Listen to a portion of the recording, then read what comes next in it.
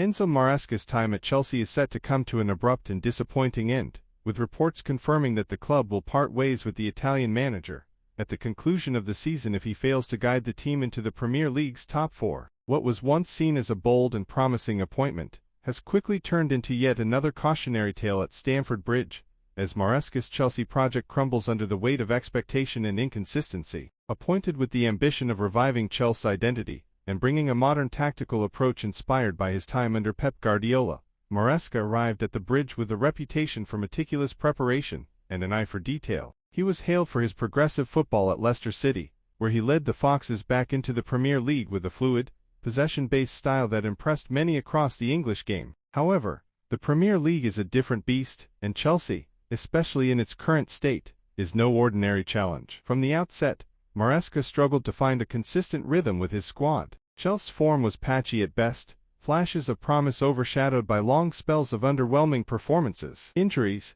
tactical misfires, and a failure to gel as a cohesive unit have all played their part. Despite boasting a squad rich in young talent and significant investment, the results simply haven't matched the expectations. In key fixtures, Chelsea often looked passive and uninspired, dropping points against sides they were expected to beat and showing little of the cutting edge necessary to break into the elite. The lack of Champions League football already loomed large over the club, and as the season dragged on, pressure mounted. Boos from the home crowd grew louder, and questions over Maresca's tactical decisions and man management became harder to ignore. The board, having backed him with new signings and time to implement his philosophy, is no longer willing to wait. With Chelsea languishing outside the top four and looking increasingly unlikely to close the gap in the final stretch of the season, the decision has effectively been made. If there is no Champions League football next season, there will be no Enzo Maresca either. Sources close to the club suggest that the hierarchy has already begun compiling a shortlist of potential replacements.